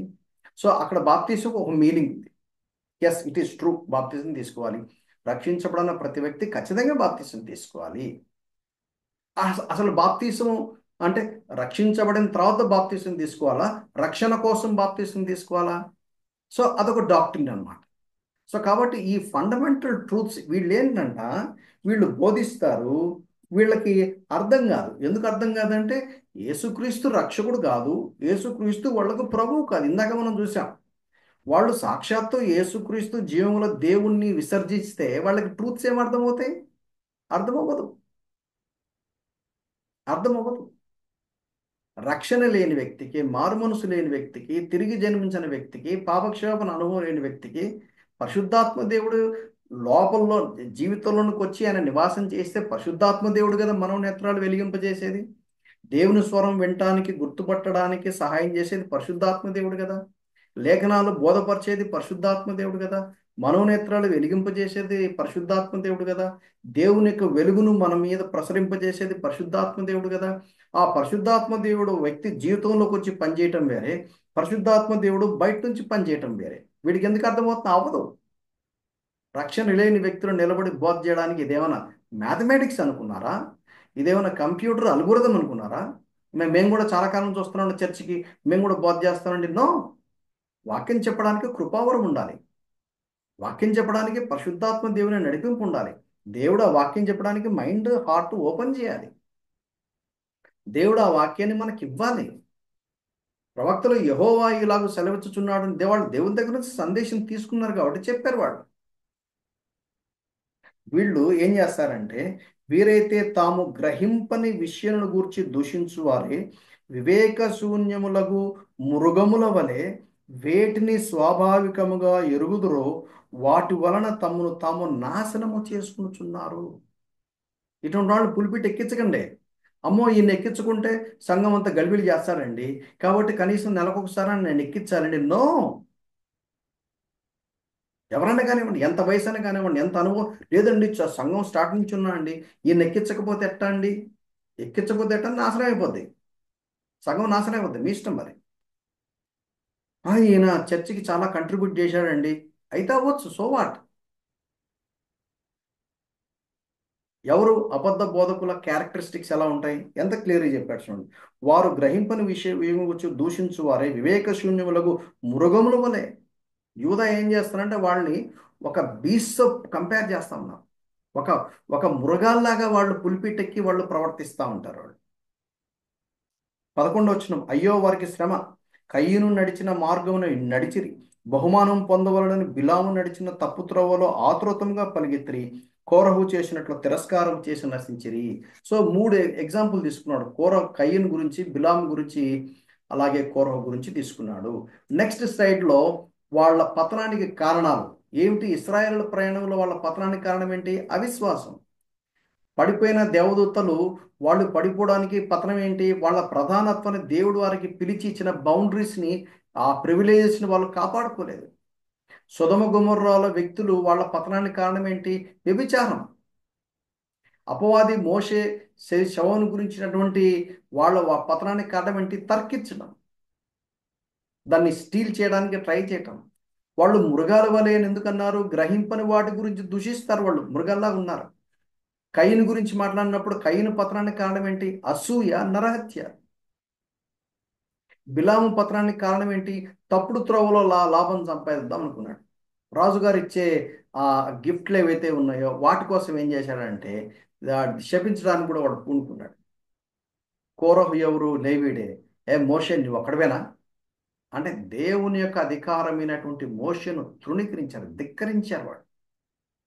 వీళ్ళ అబద్ధ బోధకులు ఏం చేస్తారంటే వాళ్ళలో విశ్వాసం ఉండదు, వాళ్ళకు ఉన్నటువంటి ప్లేస్ని వాళ్ళు దాటిపోతారు, వాళ్ళు వ్యభిచారంలో ఇరుక్కుంటారు, వాళ్ళు ఆర్గ్యుమెంట్లు చేస్తారు, వాళ్ళకి తెలియని వాటి గురించి వాళ్ళు దూషిస్తారు, వాళ్ళలో అసూయ ఉంటుంది, వాళ్ళు ఏమైనా చేస్తారు, తప్పుడు త్రోవలో లాభం సంపాదామని ట్రై చేస్తారు.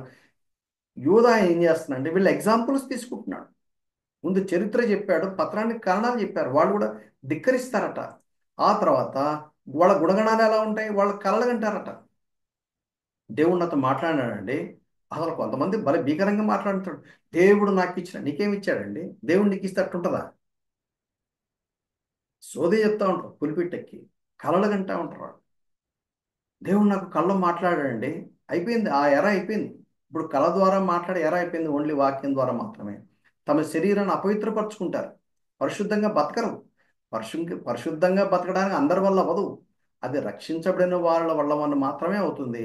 వాళ్ళు శోధనలు జయిస్తారు, వాళ్ళు విజయవంతమైన జీవితం జీవిస్తారు, పవిత్రంగా బతుకుతారు, పవిత్రంగా బాధ చేస్తారు. వాళ్ళు ప్రభుత్వాన్ని నిరాకరిస్తారు, అథారిటీని రెస్పెక్ట్ చేయరు. వాళ్ళు మహాత్ములను దూషించారంటే 8వ వచనంలో తాము గ్రహింపని విషయాల గురించి దూషిస్తారు. నీకు తెలియదు, తెలియనప్పుడు తెలియనట్టు ఉండరాదు, తెలిసినట్టు ఎందుకు ఓవర్ యాక్షన్ చేయాలి? వివేక శూన్యములకు మృగముల వలె ఉంటారు. క్యారెక్టరిస్టిక్ చెప్తున్నాడు. అబద్ధ బోధకులు ఎవరు? వీళ్ళు రహస్యంగా జొరబడ్డవారు ఇలా ఉంటారట, ఇలా ఉంటారట. ఆ తర్వాత వాళ్ళు ఏం చేస్తారంట? 12th వర్స్లో చూడండి, వీరు నిర్భయముగా మీతో సుఖభోజనము చేయుచు తమ్మును తాము నిర్భయముగా పోషించుకునుచు మీ ప్రేమ విందులలో దొంగ మెట్టలుగా ఉన్నారు. వీరు గాలి చేత ఇటు అటు కొట్టుకొని పోవు నిర్జల మేఘములుగాను, కాయలు రాలి ఫలములు లేక 2 మార్లు చచ్చి వేళ్లతో పెళ్ళగింపబడిన చెట్లుగాను ఉన్నారు. ఎంత పొయిటిక్ లాంగ్వేజ్ ఉంది చూడండి. ఇదంతా పొయిటిక్ లాంగ్వేజ్. లిటరల్గా మనం ఇంటర్ప్రిట్ చేయడానికి కాదు, కానీ దాన్ని మనం ఇంటర్ప్రిట్ చేయాలి, దానిలోని సారాన్ని బయటికి తీయాలి. వీళ్ళు ఎలా ఉంటారంట? వాళ్ళు ప్రేమ విందుల్లో ఆ దినాల్లో సంఘాల్లో ఏం చేసేవాళ్ళు అంటే, వాళ్ళు కలుసుకున్నప్పుడల్లా వాళ్ళు పాట్లక్, మనం ఇప్పుడు పాట్లక్ అంటాం కదా, ఆ విధంగా వాళ్ళు కలుసుకున్నప్పుడల్లా సహవాసంలో భోజనాలు చేసేవాళ్ళు. తిండి కోసం ఆరాట పడతారంట వాళ్ళు, తిండి కోసం ఆరాట పడతారు.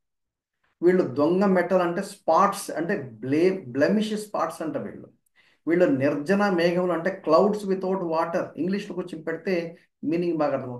కాయలు రాలి ఫలము లేని చచ్చి పెళ్ళగింపబడిన చెట్టులాగా ఉంటారంట వాళ్ళు.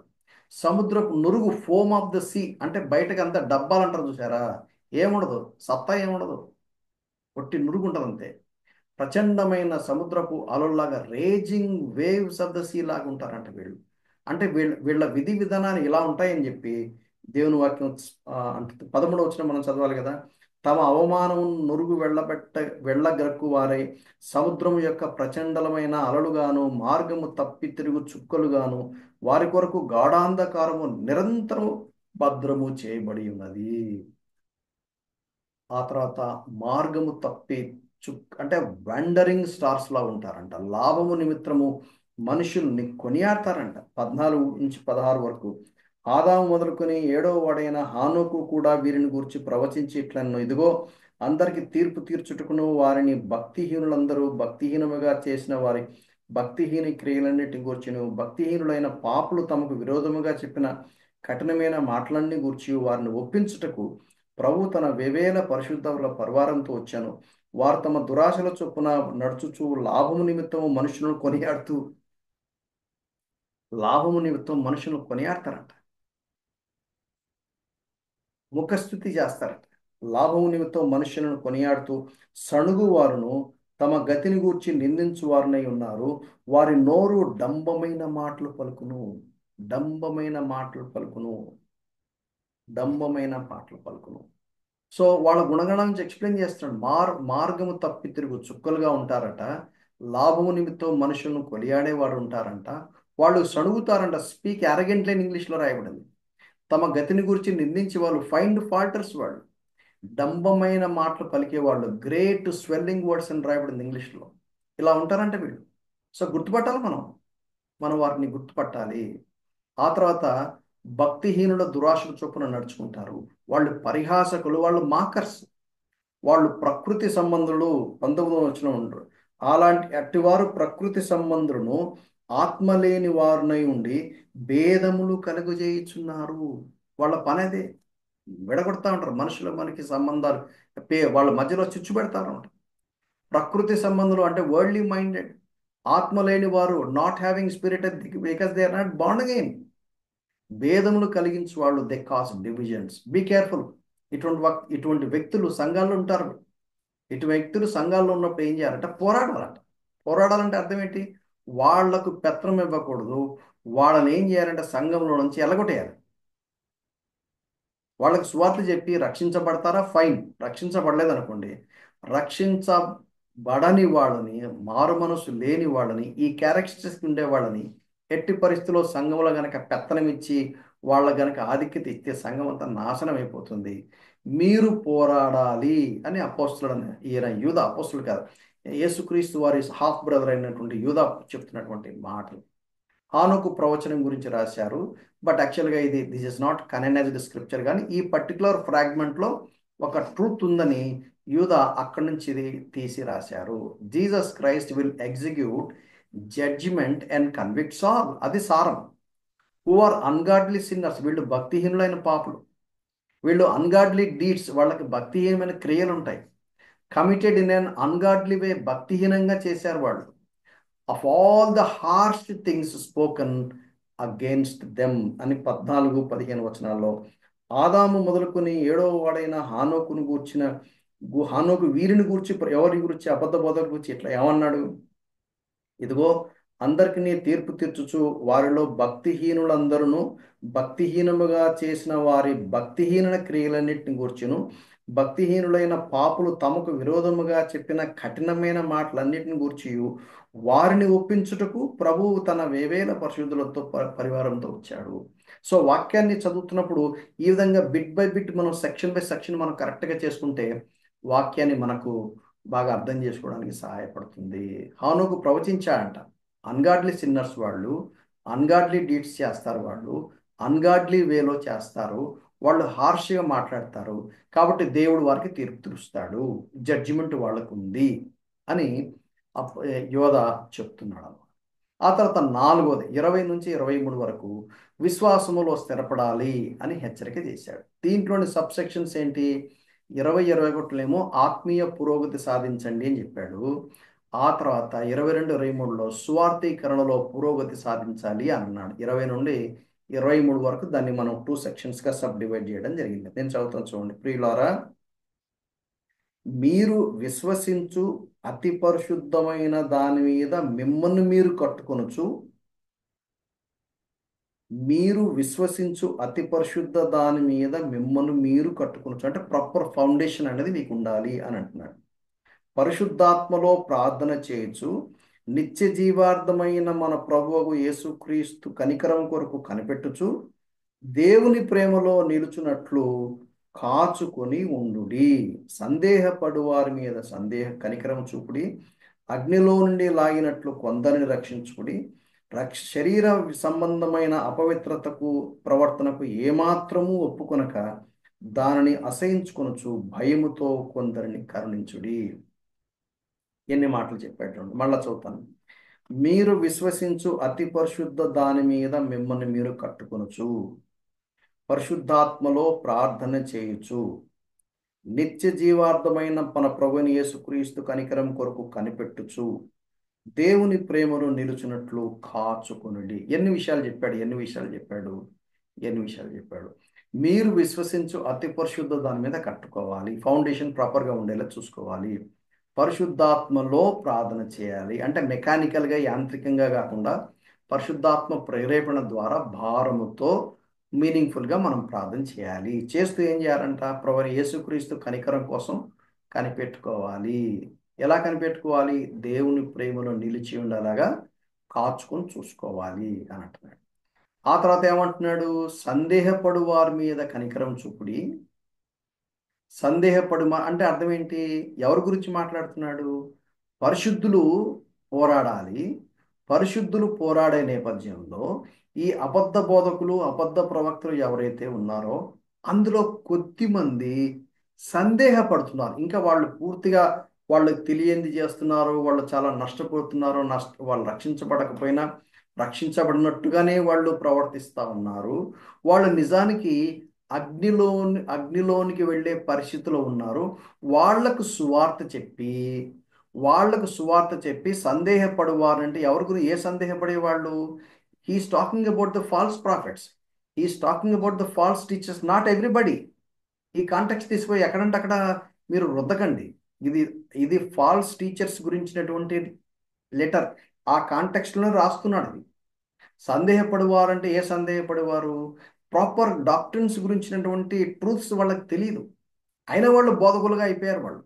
వాళ్ళను కూర్చోబెట్టి అయితే ఏం చేయాలి?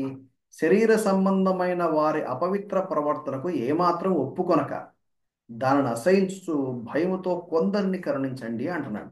సర్వసాధారణంగా ఏం చేయాలంటే ఈ కల్ట్ ఇంకో చోట బైబిల్లో ఏమని రాయబడిందంటే 2వ యోహాను పత్రిక 3వ యోహాను పత్రికలో స్పెసిఫిక్గా చెప్పాడు. మనం ఆల్రెడీ చూసాం. వాళ్ళకి గ్రీటింగ్స్ చెప్పొద్దు, వాళ్ళకి ఆతిథ్యం ఇవ్వద్దు, వాళ్ళని దూరం పెట్టండి అన్నాడు. అది fundamental truth. False teachers, false ప్రాఫిట్స్ని దూరం పెట్టాలి, వాళ్ళకి ఆతిథ్యం ఇవ్వకూడదు. అది ఫండమెంటల్ ట్రూత్. అయితే కొంతమంది నాయకులు వాళ్ళందుకనే అసలు సంఘ పెద్దలని సెలెక్ట్ చేసే నేపథ్యంలోనే వాళ్ళకు క్వాలిఫికేషన్ గురించి మాట్లాడుతూ ఏమంటాడంటే, ఈ తప్పుడు బోధలు, తప్పుడు సిద్ధాంతాల్లో ఉండేవాళ్ళు క్వశ్చన్స్ వేస్తారు, వాళ్ళు డిబేట్లు పెడతారు. అటువంటి వారికి ఆన్సర్ చెప్పగలిగినటువంటి స్థాయిలో ఉన్న వాళ్ళనే సంఘ పెద్దలుగా పెట్టమన్నాడు. చాలా కాలం నుంచి ఉన్నారండి, ప్రభు బళ్ళు అందించడంలో ఎవరెవరు లేరు, ఎవరినో ఒకరిని తీసుకుంటారంటే కుదరదు. సంఘ పెద్దలు ఎవరు ఉండాలంటే వాళ్ళ క్వాలిఫికేషన్స్ బైబిల్లో ఉన్నాయి. 2 తిమోతి పత్రికలో రాశాడు, తీతు పత్రికలు కూడా రాశాడు. అటువంటి వ్యక్తులు ఒక క్యారెక్టర్ ఏంటంటే వాక్యము, వాళ్ళు వాళ్ళు పుష్కలంగా వాక్యాన్ని చెప్పగలిగి ఉండాలి, చెప్పగలిగే వాక్యము బోధించే కృపావరం లేకపోతే వాళ్ళు సంఘ పెద్దలు అవ్వరు. ఎవరు సంఘ పెద్దలు అవుతారు? వాక్యం చెప్పి. ఎందుకంటే సంఘ పెద్దలు సంఘాన్ని పోషించాలి, మందను పోషించాలి. ఎలా పోషించాలి? అది వాక్యం నుంచి పోషించాలి. నీకు వాక్యం చెప్పే కృపావరం లేకపోతే నువ్వు సంఘ పెద్ద ఎట్ట అవుతావు? అంటే చందా లెక్క పెడితే సంఘ పెద్ద అవుతావా, లేకపోతే ప్రభు వల్ల పంచితే సంఘ పెద్ద అవుతావా, నిలబడి అనౌన్స్మెంట్స్ చేస్తే సంఘ పెద్ద అవుతావా, నిలబడి పాటలు పాడితే సంఘ పెద్ద అవుతావా? అవ్వవు. పాటలు పాడే పరిచర్య అదొక పరిచర్య, ప్రభు వల్ల పంచేది అదొక పరిచర్య, డబ్బులు లెక్క పెట్టే పరిచర్య అదొక పరిచర్య. కానీ సంఘ పెద్దగా ఎవరుండాలి? వాక్యాన్ని బోధించే కృపావరం కలిగి, వాక్యాన్ని ఉన్నది ఉన్నట్టుగా చెప్పగలిగే దేవుని యొక్క సందేశాన్ని తీసుకొచ్చి ప్రజలకు అరటిపండు ఒలిచి పెట్టినట్టుగా పెట్టగలిగిన వాళ్ళే సంఘ పెద్దలు అవుతారు, సంఘ నాయకులు అవుతారు. దయచేసి గుర్తుపెట్టుకోండి, అటువంటి సంఘమే వర్ధిల్లుతుంది. వాళ్ళు ఈ పని చేయగలరు. వాళ్ళు ఏం చేస్తారంటే శరీర సంబంధమైన వారి అపవిత్రత, అంటే ఎవరు ఈ సందేహపడే వాళ్ళు, ఈ వారి అపవిత్రత అంటే ఈ తప్పుడు బోధకులు, తప్పుడు సిద్ధాంతాలు ఎవరైతే ప్రకటిస్తారో వారు అపవిత్రమైన ప్రవర్తన వాళ్ళకు ఉంటుంది. వాళ్ళ అపవిత్రమైన ప్రవర్తనకు మీరు ఇన్ఫ్లుయెన్స్ కాకుండా మీ పవిత్రతను కాపాడుకోగలిగి, దాన్ని అసహించుకోగలిగి భయముతో కొంతమందిని కనికరించండి. అంటే అబద్ధ బోధకులను ఎలగొట్టడం చాలా సులభం. అయితే దానికి కూడా ప్రాపర్ లిమిట్స్ ఉంటాయి. ఒక లిమిట్ వరకు పోవాలి ఇక మనం వదిలిపెట్టే. ఎందుకంటే దీన్ని కల్టిక్ పీపుల్ అంటారు. యేసుక్రీస్తు ప్లస్, యేసుక్రీస్తు minus, Bible plus, Bible minus. వీళ్ళంతా ఎందుకు బాగా, అందుకనే వాళ్ళని అడిగారు, నేను ట్రూత్ కనుక చూపిస్తే మీరు ఒప్పుకుంటారా అంటే, లేదండి మేము ఆల్రెడీ కరాఖండిగా మేము బాగా దిగిపోయామంటారు. యెహోవా విట్నెస్ వాళ్ళు ఉంటారు, ఆ తర్వాత సెవెంత్ డే అడ్వెంటిస్టులు ఉంటారు, ఆ తర్వాత చర్చ్ ఆఫ్ క్రైస్ట్ వాళ్ళు ఉంటారు. అబ్బో, దారుణం వాళ్ళ వాళ్ళ సిద్ధాంతాలు. ఇక వాళ్ళని బయటికి రావడం చాలా కష్టం. బట్ స్టిల్ ఎవరైతే సందేహపడుతున్నారో వాళ్ళని ఖచ్చితంగా ఆ, ఆ, కనికరించి వారి అపవిత్రతకు మనం రాజీ పడకుండా అసహించుకుంటూ వాళ్ళని భయంతో కొంతమందిని కనికరించమని దేవుడు అలా కూడా చెప్పాడు. చివరికి 24, 25 బెనడిక్షన్ గురించి మాట్లాడతారు. Super benediction. అసలు ఇందులో ఆ రక్షించబడనే వ్యక్తి చివరి వరకు ఉంటాడా? అంత మటుకు ఎందుకండి, ఈ వాక్యం వినే మీరు కానీ నేను కానీ ఈనాడు ఇలా ఉండడానికి కారణం ఏంటంటే ఇందులో రాయబడిన ట్రూత్ ఏమంటాడు? తొట్టిల్లకుండా మిమ్మల్ని కాపాడుటకు. తొట్టిల్లే పరిస్థితులు వస్తాయండి, తొట్టిల్లే పరిస్థితులు వస్తాయి. ప్రతి విశ్వాసి తొట్టిల్ల పడే పరిస్థితి. అయితే తొట్టిల్లకుండా కాపాడతాడట. కాపాడు ఏం చేస్తాడు? తన మహిమ ఎదుట, అంటే ఎటర్నిటీలో, నిత్యత్వంలో తన మహిమ ఎదుట ఆనందముతో మిమ్మల్ని నిర్దోషులుగా నిలబెడతారు. అంటే తొట్టిల్ల పడకుండా నిర్దోషంగా బ్రతకడానికి దేవుడు మనకు సపోర్ట్ ఇస్తాడు, దేవుడు మనకు కృప ఇస్తాడు, దేవుడు మనకు ఆ strength and wisdom, understanding, protection మనకి ఇస్తాడు. ఏం చేస్తాడంట? మనల్ని దేవుని మహిమ ఎదుట ఆనందముతో నిర్దోషులుగా నిలబడతాడు. అంటే మనం దేవుని సన్నిధిలో నిలబడినప్పుడు జాయ్ఫుల్గా నిలబడతాం, ఆనందంతో నిలబడతాం, నిర్దోషులుగా నిలబడతాము. అలా నిలబడటానికి మనల్ని కాపాడుతాడు. తొట్టిల్లకుండా మిమ్మల్ని కాపాడుటకును, తన మహిమ ఎదుట ఆనందంతో మిమ్మల్ని నిర్దోషులుగా నిలబెట్టుటకును శక్తిగల మన రక్షకుడైన అద్వితీయ దేవుడికి, మన దేవుడికి ద్వితీయుడు కానివాడు శక్తిగల మన రక్షకుడైన, అంటే ప్రభువైన యేసుక్రీస్తు ఆయన శక్తిమంతుడు. ఎటువంటి శక్తిమంతుడు? తొట్టిల్లకుండా మనల్ని కాపాడగలడు, మనల్ని నిర్దోషులుగా తండ్రి ఎదుట ఆనందంతో నిలబెట్టగలడు. మన ప్రభువైన యేసుక్రీస్తు ద్వారా మహిమయు, మహాత్యమును, ఆధిపత్యమును, అధికారమును యుగములకు పూర్వమును ఇప్పుడును సర్వయుగమును కలుగాక. He included all times, past, present, future అని మాట్లాడుతున్నాడు. మహాత్యము, ఆధిపత్యము, అధికారం, all powers, all glory and every kingdom, everything. అంటే మన ప్రభువైన యేసుక్రీస్తు ద్వారా మహిమయు, మహాత్యమును, ఆధిపత్యమును, అధికారమును, ఎన్ని మాటలు చెప్పాడండి? మహిమయు, మహాత్యమును, ఆధిపత్యమును, అధికారమును యుగములకు పూర్వమును ఇప్పుడును సర్వయుగమును కలుగుగాక. అంటే ఆమేన్ అనాలి. దాని కనుక ఇంగ్లీష్లో కనుక మనం చూస్తే ఇంకా బ్యూటిఫుల్ ఉంటుంది. Now to him who is able to keep you from stumbling. ఇంకొక వర్షన్లో ఫాలింగ్ ఇన్ టు సిన్ అని రాయబడింది. Who is able to keep you from stumbling and to present you faultless before the presence of his glory with exceeding joy. To God our Savior, who alone is wise, be glory, majesty, dominion, power, both now and forever. Amen. Amen. Amen. What a God we have. What a God we have. What a God we have. Shall we close our eyes? తలలు ఉంచండి, కళ్ళు మూసుకోండి, మనం ప్రార్థన చేసుకుందాం. ప్రేమగల మా ప్రియ తండ్రి, మీ దివ్యమైన వాక్యాన్ని బట్టి మీకు స్తోత్రాలు చెల్లించుకుంటున్నాం. మేము ఈ దినాల్లో మేమున్నాం, మేము ఎలా బతకాలి, ఎటువంటి స్టాండ్ తీసుకోవాలి, మీరు స్పష్టంగా వివరించారు. మర్చిపోకుండా అవన్నీ మా హృదయంలో పదిలంగా కాపాడుకుంటూ ఆ చొప్పున మేము బ్రతకడానికి మీ దయ పాలించమని, విన్న వాక్యాన్ని నిరుగట్టి పరింప చేయమని యేసుక్రీస్తు వారి పరిశుద్ధమైన నామమున ప్రార్థించి వేడుకుంటున్నాం తండ్రి. ఆమేన్. ఆమేన్. ఆశీర్వాదం గారు. తొట్టిల్లకుండా మిమ్మల్ని కాపాటకును తన మహిమ ఎదుట మహానందంతో నిర్దోషులుగా నిలబెట్టకు శక్తిగల రక్షకుడు అద్వితీయ దేవునికి మన ప్రభువైన యేసుక్రీస్తు ద్వారా మహిమయు మహాత్యము ఆధిపత్యము అధికారమును ఇప్పుడును సర్వయుగములకు కలుగును గాక. ఆమేన్.